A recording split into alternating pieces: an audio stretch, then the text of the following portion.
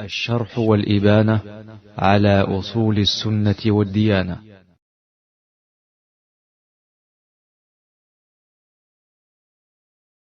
Là la biographie succincte, on va presque la finir Inch'Allah, du grand imam al-Humaydi.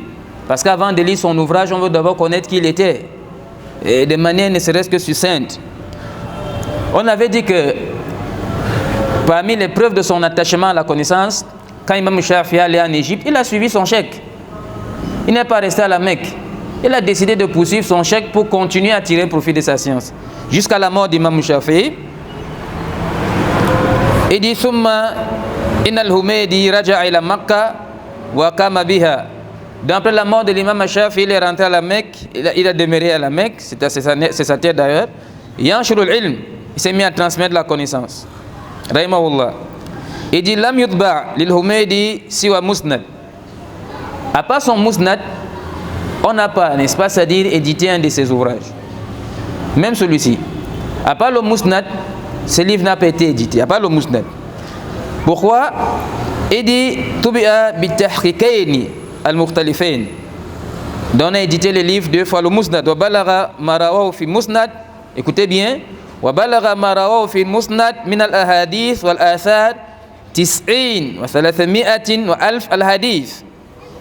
C'est-à-dire, il y a 370 000 hadiths qu'il a fait dans son musnad. 370 000 hadiths. Wallahi, ça ce n'est pas tel que tu te lèves le matin et tu le fais le soir. Parce que quand vous entendez 370 000 hadiths, c'est pas qu'il cite seulement les hadiths, il vient avec les asanid. Comment est-ce qu'on écrit le musnad? Les livres de hadiths, on les écrit de plusieurs manières différentes, comme vous connaissez. Vous avez le Siha, comme le Sahih Bukhari, le Sahih Muslim. Vous avez le Jami', comme le Jami' Tirmidhi. Vous avez les Sunan, Sunan Abi Daoud, Nasa'i, Ibn Majah. Vous avez ces Masanid, ces Sunan. Et vous avez, n'est-ce pas, les Muwatta'at, comme le Muwatta d'Imam Malik. Et vous avez les Musannafat, comme le Musannaf d'Ibn Shayba, le Musannaf Abdul Razak, ou Mashba. Ils n'écrivent pas ces livres de la même manière. Chaque livre de hadith a son style. Chaque livre de hadith a son style. Les Kutub al-Sunan, on les écrit sous forme de fiqh, abwab al-fiqhiyya. Laquelle les Masanid, on prend un sahabi, un rapporteur de hadith fi djiha. Si on commence par Abu Bakr as-Siddiq, on cite tous ces hadiths sans tenir compte de la rubrique que ça discute. Ce sera dans le Hajj, la Salah, le Siyam, wa Mashba, mais on veut seulement recenser tous ces hadiths. Vous voyez un peu? Donc, il a donc un musnad pour que beaucoup d'étudiants sachent que les Masanids sont nombreux, même si le musnad le plus populaire, c'est le musnad d'Imam Ahmad ibn Hanbal. C'est ce que tout le monde a au moins entendu parler une fois. Là, les Masanids sont nombreux. Ben, on connaît les premiers qui ont écrit les Masanids. Le premier qui est le musnad à Koufa, c'est l'ancien d'Imam al-Bukhari, à Musaddad. C'est le premier qui a écrit le musnad à Koufa, au Mahashba. Les Masanids sont très nombreux, parmi lesquels le musnad d'Imam al-Humaydi. Amma al-Aqida al-Humaydi, ma'roufa bi usul al-Sunnah.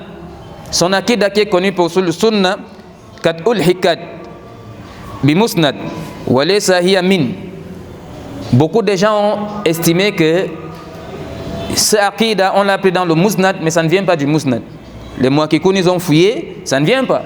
Ça arrive. Ne critiquez pas un savant s'il s'est trompé sur ce genre de questions, parce que la recherche, elle est difficile. Écrire, c'est très difficile. Par exemple, Cheikh al-Uthaymin, il a rattrapé aussi quelque chose comme ça dans Usulu al-Thalatha, Thalathatul Uthul. Parce que le cheikh est venu avec un athar en disant que ce athar-là, c'est le athar de tel savant, mais Cheikh al-Uthaymin dit qu'on a vérifié dans son tafsir, on n'a pas trouvé ça. Qala al-Baghawi, dans la Hijra, il a pris la parole en disant que ça, c'est la parole d'Imam al-Baghawi.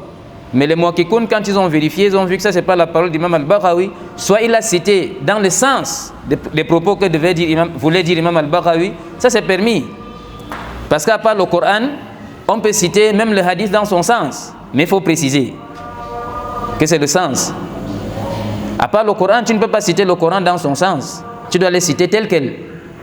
Parce qu'on a ta'abbad, on adore Allah avec les termes du Coran. Allah dit wa qala rabbukum ud'uni astajib lakum.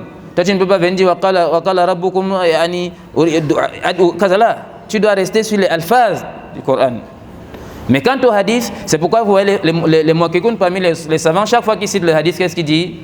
Aw kama qal, ou une parole approximative. Ça veut dire qu'il n'a pas la certitude que c'est exactement les mots du messager d'Allah, mais ça peut être ça ou ça peut être autre chose, mais c'est approximatif. Mais tu ne peux pas citer un verset du Coran, tu dis Aw kama qal. Là, c'est haram. Tu dois citer le verset tel quel. Vous voyez un peu? Donc, peut-être, on a voulu interpréter même la parole d'Imam Shafi'i. Loma anzalallahu hujjatan ala khalqi illa hadhihi surat lakafathum. On dit que la parole d'Imam Shafi'i, c'est pas exactement comme ça, mais c'est une parole approximative. C'est pourquoi dans le tafsir d'Ibn Kathir, il est venu avec une autre parole pour donner la valeur de Suratul Asr. Dans le tafsir d'Imam Ibn Kathir, on est venu avec une autre parole d'Imam Shafi'i sur Suratul Asr, différente de celle que le Cheikh al-Islam, l'imam al-Mujaddid, a mis dans son épître Thalathatul Usul. Donc, il dit, certains l'auront attribué au Musnad, mais c'est pas ça. Mais on a seulement mis la fin de ces aqidah lorsqu'on a voulu, n'est-ce pas, voilà nuskha al-khattiyya. Mais Usul al-Sunnah d'Imam Ahmadi a un nuskha écrit par la main du cheikh Mufradat fi Maktaba al-Zahiriyya de Dimashq. Arrêtons-nous ici une minute pour parler de ce Maktaba. On ne parle pas du Maktaba en profondeur, mais ce Maktaba, c'est là que s'est enfermé Cheikh Al-Albani. Parce qu'il faut faire la différence entre une bibliothèque d'un individu et une bibliothèque de l'État. Parce que l'État a tous les moyens pour enrichir sa bibliothèque. Donc cette bibliothèque était très grande et ça avait les martoutat, c'est-à-dire les livres que les savants écrivaient de leurs mains. Jusqu'à ce que Cheikh Rabi Madkhali, quand il a commenté sur le Sunna d'Imam Ahmad ibn Hanbal, qu'on va étudier après celui-ci si Allah nous prête la vie, il a dit que Cheikh Al-Albani a trouvé dans ce Maktaba le nuskha écrit par la main de l'imam Ahmad ibn Hanbal lui-même. Et vous voyez, c'est ça qui a rendu Cheikh Al-Albani très fort, comme vous voyez. Parce qu'il est entré dans les martoutat. Et les martoutat, ce n'est pas n'importe qui peut lire les martoutat. C'est un fan dont il y a les spécialistes. Si on nous donne Usul al-Sunnah d'Al-Humaydi écrit par la main du cheikh, on ne va jamais le lire. Parce que l'écriture n'est pas à notre portée. Ce sont des spécialistes qui ont étudié comment lire les martoutat, qui nous transmettent, n'est-ce pas, c'est-à-dire ces ouvrages. Mafoum? Cheikh Al-Albani s'est enfermé dans cette maktaba et il est sorti avec tout ce que vous connaissez comme science. Cheikh Al-Albani Taban, le monde de l'islam et de la sunna a beaucoup d'ulama. Mais la tête de Cheikh Al-Albani dans le domaine du hadith, on n'a pas trouvé. Il s'est prononcé sur plus de 60 000 hadiths. 60 000 hadiths. Se prononcer sur 60 000 hadiths, wallahi, ça c'est un travail d'homme. C'est pas donné. Parce qu'il faut savoir que la science du hadith est une science très difficile. Toutes les sciences sont difficiles. Mais la différence avec d'autres sciences, c'est qu'il y a des canons établis. Cheikh Ismaël, vous prenez Anna al-Wadi, c'est 9 tomes. Vous les lisez auprès d'un enseignant solide, pas un débrouillard. Un enseignant qui est capable de vous interpréter le Nas. Vous traitez tous les exercices. Vous sautez ça, vous prenez à la Jurumiyya. À la Jurumiyya, vous prenez au moins 5 commentaires. Auprès d'un savant sérieux, c'est-à-dire quelqu'un qui maîtrise. Vous comprenez? Vous pouvez prendre 5 commentaires. Kafrawi, Masalan, Al-Kafi. Vous prenez Tuhfatul Saniya. Vous prenez le commentaire de Charles Fémine qui est parmi les Mu'assirin. Un très bon commentaire d'Al-Jurumiyya. Vous finissez ça, vous prenez Mul'atul Iraq, Ibn Hisham. Vous lisez au moins 5 commentaires de Jahabi Zamin al-Ulama. Vous prenez, n'est-ce pas, c'est-à-dire Katrunada. Vous étudiez auprès des ulama rabbaniyin. Vous prenez maintenant Al-Fiyat ibn Malik. Vous mémorisez comme la Sourate al-Fatiha.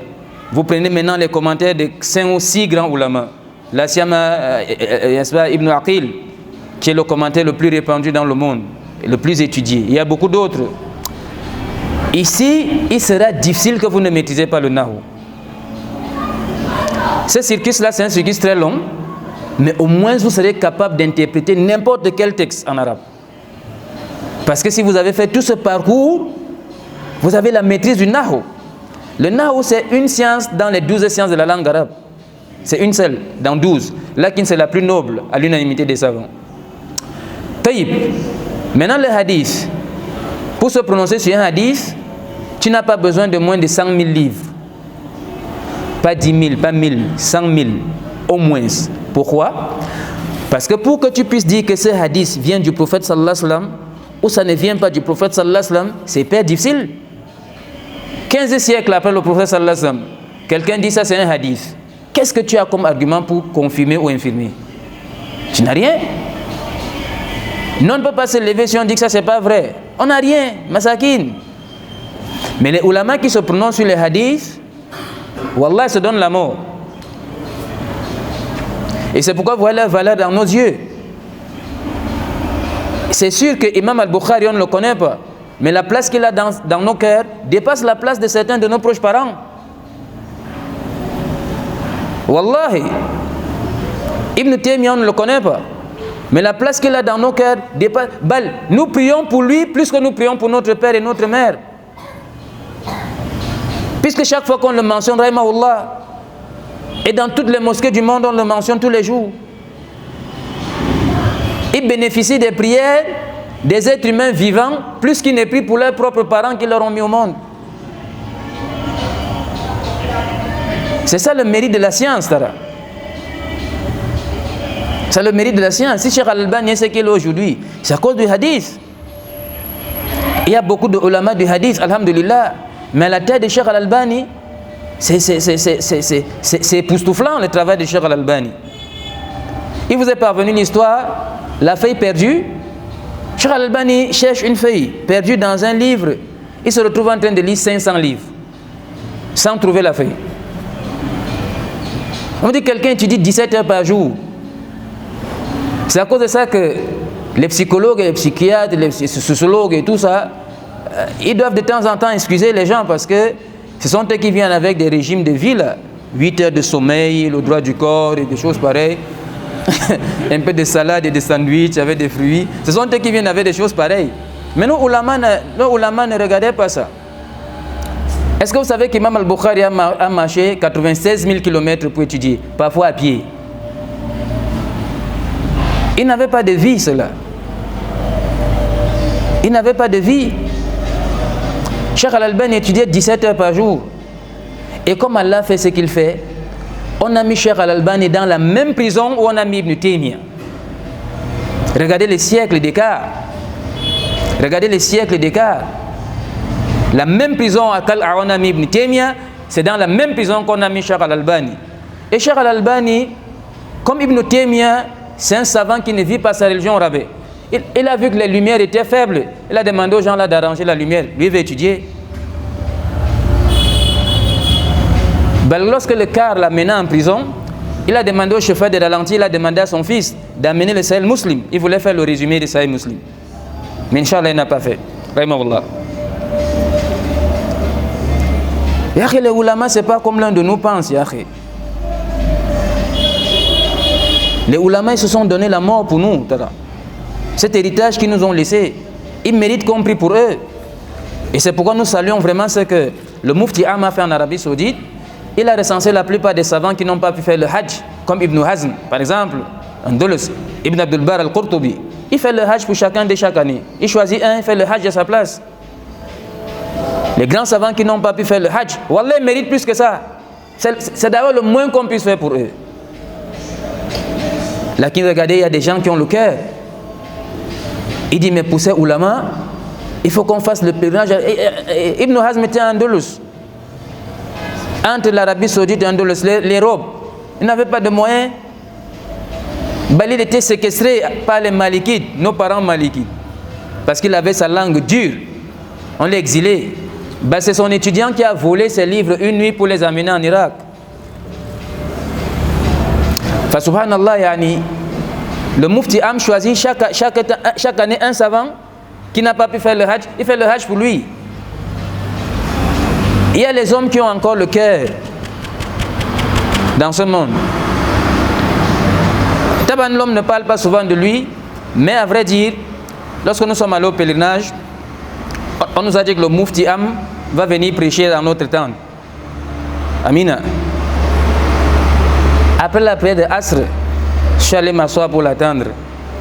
Wallahi, il était assis comme ça, j'étais assis comme ça. J'ai donné à un docteur mon appareil qu'il enregistre, qu'il pose à l'enregistrement parce qu'il ne pouvait pas aller poser l'appareil sur la table du Mufti quand même. Mais il y avait un docteur là, je lui ai dit s'il vous plaît, enregistrez pour moi. Le moufti était là, j'étais assis. C'est comme une cassette qu'on allume. Il est prêt à répondre à n'importe quelle question. Et l'homme a une personnalité quand il passe, c'est comme si tu as la chair de poule. Humble, mais très savant, alhamdulillah. Ah, ça c'est le bienfait d'Allah qu'Allah accorde à celui qu'il veut. Il dit وقد ذكرها يعني مسندة إلى الحميدي ابن قدامة المقدسي ففي كتابه ذم التأويل. Ibn Qudamah al-Maqdisi a mentionné, n'est-ce pas, c'est-à-dire ce propos que le musnad, le sunna a été pris dans le musnad. وذكر ابن تيمية جملا من رسالة الحميدي في مواضع من كتب كما في مفصل الاعتقاد في مجموع الفتاوى. Ibn Taymiyyah aussi a mentionné une portion de cet i'tiqad dans Majmou Fatawa. قال وثبت عن الحميدي أبي بكر عبد الله ابن زبير أنه قال أصول السنة قد ذكر أشياء. Ibn Taymiyyah aussi l'a mentionné dans ce Majmou Fatawa. وكذلك ذكر ابن القيم طرفا من أصول السنة للحميدي. Son grand élève Ibn al-Qayyim aussi a mentionné Ishmal al-Jiyush islami dans son livre Ishmal al-Jiyush, un titre qui fait peur, hein? Le rassemblement des soldats qui est derrière. Je pense que si un kafir voit ce titre-là, il va dire que ce sont des gens du djihad. Parce que le titre est effrayant. Ishmal al-Jiyush. وقد كان وفاة الإمام حميدي رحمه الله, il est mort à la Mecque en l'an 219, كما ذكر ابن سعد والبخاري. Et je vous ai rappelé au début que c'est le premier qu'Imam al-Bukhari a mentionné dans son Sahih, le tout premier. وينبغي أن نفرق بين الإمام أبي بكر عبد الله ابن زبير الحميدي الذي معنا في الاعتقاد والإمام أبي عبد الله محمد ابن أبي النصر فتوح ابن عبد الله الحميدي الأندلسي. Il y a deux al-Humaydi. L'un, n'est-ce pas, celui-ci est de la Mecque et l'autre est Andalus. Ils ont le même nom, al-Humaydi. Il dit Sahibu ibn Hazm wa tilmizu. Quant à celui-ci, c'était l'étudiant d'Ibn Hazm. Wa qad qala an nafsihi rahimahullah mawlidi qabla sana wa rahala ila al-mashriq. Donc lui, il a dit qu'il est né, n'est-ce pas, avant l'année 420. Et il est allé, n'est-ce pas, c'est-à-dire le Mashriq. Le Mashriq, c'est l'Irak et tout ça. Le Maghrib, c'est l'Europe, comme on vous a dit. Wastawtana Baghdad, il est resté à Baghdad. Wa jama'a wa sannafa wa amil al-jam' bin as-sahihin. Dans le deuxième al-Humaydi Andalusi, il a tellement écrit, il a fait, n'est-ce pas, al-jam' bin as-sahihin, Sahih Bukhari, Sahih Muslim. Vous comprenez que c'est aussi quelqu'un de très fort. Wa katufiya fi sabi ashara dhil hijja sana. Et sa mort, n'est-ce pas, c'était en 498. En dehors de Sittin sana. Il avait environ quelque chose d'âge ou Aksar. Il a aussi donné, n'est-ce pas, ça dit certains vers de poésie et qui sont connus, n'est-ce pas, ça dit dans des dawawin.